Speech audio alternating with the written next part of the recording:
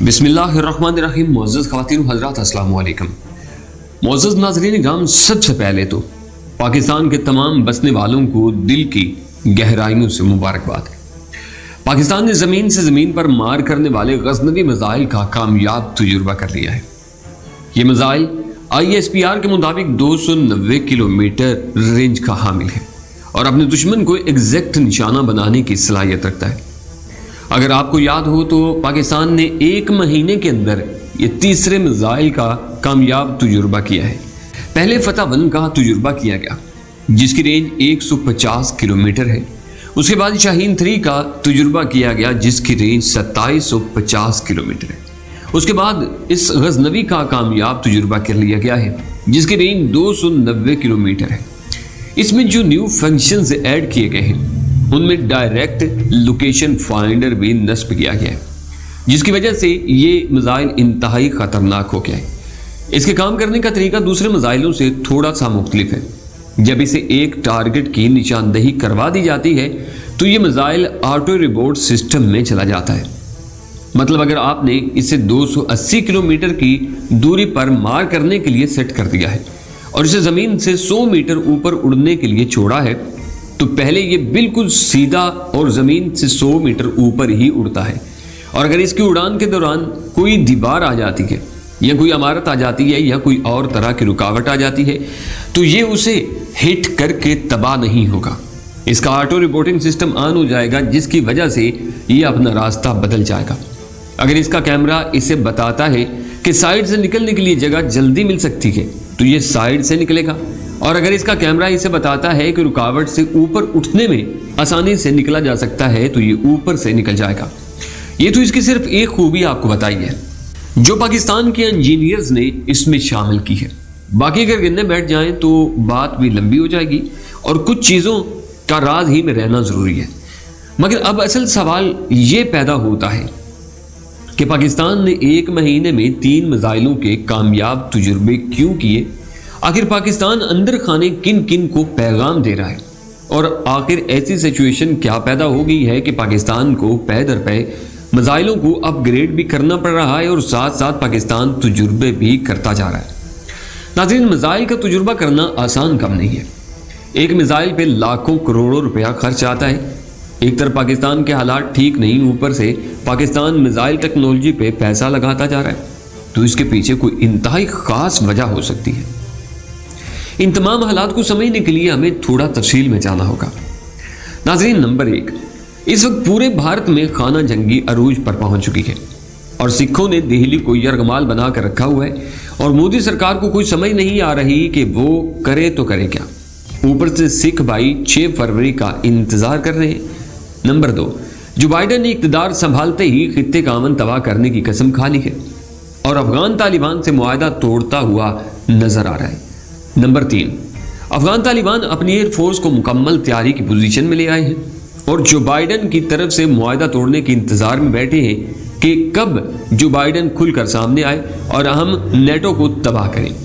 Number 4، امریکہ کا secretary Lloyd Aston Pakistan دورے کو تیار بیٹھا ہے اور پاکستان آرمی چیف سے کچھ اہم معاملات پر بات کرنے کے لیے آ رہا ہے. وہ معاملات کیا ہیں آپ کو آگے چل کر پتہ چل جائے گا. نمبر 5، چائنا کا صدر کھلے لفظوں میں وان کرتا ہوا نظر آ رہا ہے کہ جنگ ہوئی تو کسی کا کچھ نہیں بچے گا. نمبر 6، رشیا کا صدر کہتا ہوا نظر آتا ہے کہ ہم پوری تیاری میں بیٹھے ہوئے ہیں، جنگ کرنی ہے تو میدان میں آ جاؤ. نمبر 7، جو بائیڈن رشیا کے صدر کو کال کر کے کہتا ہے کہ مجھے ٹرمپ سمجھنے کی غلطی مت کرنا، میں کسی صورت تمہیں معاف نہیں کروں گا، میں پرانی باتیں بھولا نہیں ہوں. نمبر 8، پاکستان لگاتار ایک مہینے میں تیسرے میزائل کا تجربہ کرتا ہوا نظر آ رہا ہے اور میزائل بھی ایسے جن کے نشانے پر انڈیا اور اسرائیل ہیں. تو اس سب کے پیچھے کنیکشن کیا ہے؟ ہم نے اپنی پچھلی کئی ویڈیوز میں آپ کو ملکی اور غیر ملکی حالات سے مکمل آگاہی فراہم کی ہے تاکہ آپ آنے والے تمام تر حالات سے باخبر رہیں. آپ کو یاد ہو تو ہم نے آپ کو پچھلی ویڈیو میں بتایا تھا کہ جب سے ٹرمپ گیا ہے اور جو بائیڈن آیا ہے تب سے ساری دنیا میں سنسنی کی فضا پائی جا رہی ہے کیونکہ جو بائیڈن اندر خانے شر پسند سا انسان ہے. اس نے آتے ساتھ ہی اپنے گل کھلانے شروع کر دیے.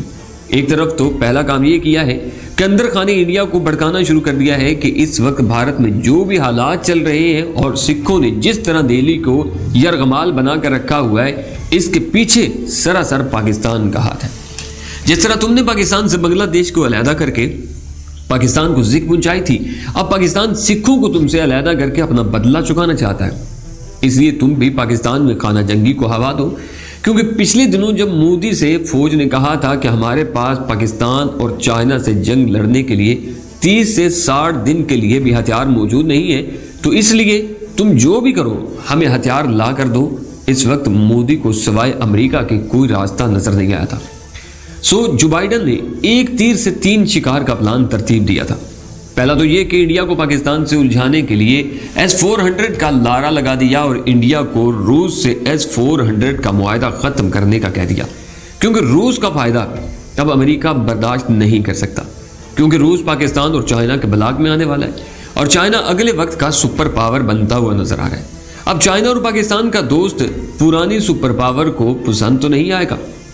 دوسرا کام جو بائیڈن نے یہ کیا کہ اقتدار میں آتے ہی میڈیا پہ شور ڈالنا شروع کر دیا کہ ہم افغانستان سے اپنی فوجیں کبھی نہیں نکالیں گے اور طالبان سے ہمارا کوئی معاہدہ نہیں ہے۔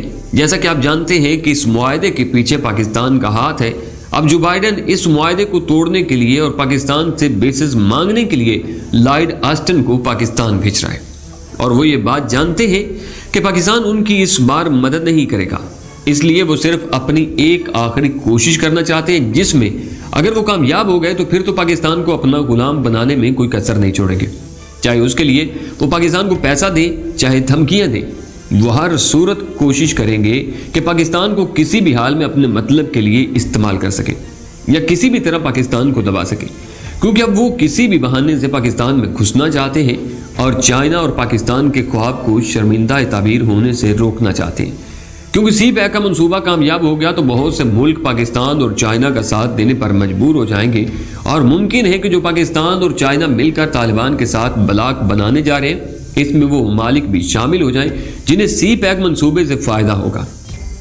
اب امریکہ کا دورہ اگر پاکستان میں کامیابی سے ہمکنار نہیں ہوتا تو بھارت کو یہ حکم دیا جائے گا کہ پاکستان پہ چھوٹا یا بڑا کوئی بھی حملہ کر دو، کیونکہ امریکہ کو یہ اچھی طرح پتہ چل چکا ہے کہ پاکستان پہلے بھی طالبان کی مدد کرتا رہا ہے، اور آنے والے وقت میں جو بائیڈن کے معاہدہ توڑتے ہی پاکستان مکمل کھل کر طالبان کے ساتھ کھڑا ہو جائے گا، اور چائنا آلریڈی طالبان کو سپورٹ کر رہا ہے۔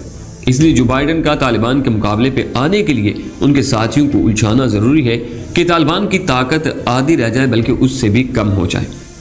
اس لیے بہت جلد پاکستان کو الجھانے کے لیے پاکستان کا ازلی دشمن بھارت میدان میں کودنے کو بالکل تیار بیٹھا ہے اور انتظار کر رہا ہے کہ بابا جان جو بائیڈن کب حکم دیتے ہیں، اور اس لیے اب پاکستان کے لیے ضروری ہو گیا ہے کہ پاکستان اپنی طاقت کو شو کرے، تاکہ دشمن کو یہ احساس رہے کہ پاکستان کوئی تردوالا نہیں کہ جس کا دل جب چاہے گا پاکستان کو کھا جائے گا۔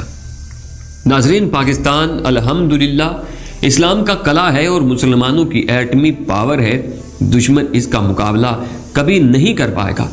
اللہ پاک سے دعا ہے کہ اللہ کریم ہمارے پاکستان کو دن دگنی اور رات چگنی ترقی عطا فرمائے، اور ان دشمنوں کا منہ کھٹا کرنے کے لیے ہمارے پاس ایسے ایسے میزائل موجود ہیں۔ ابھی تو آپ نے 2-4 میزائلوں کے تجربات دیکھے ہیں، اور نہ ہی آپ کو ایگزیکٹ ان کی لوکیشن فائنڈنگ سسٹم کا پتہ ہے، اور نہ ہی آپ کو ان کی رینج کا صحیح طور سے پتہ ہے، کیونکہ یہ چیزیں کانفیڈینشیل ہوتی ہیں، راز رکھی جاتی ہیں، ان کا صحیح کبھی بھی کسی کو اندازہ نہیں ہونے دیا جاتا، کیونکہ یہ وہ ملکی راز ہوتے ہیں جنہیں اگر دشمن کے سامنے کھل کر سامنے لے آیا جائے تو پاکستان کے لیے یا ملک کے لیے خطرات لاحق ہو جاتے ہیں۔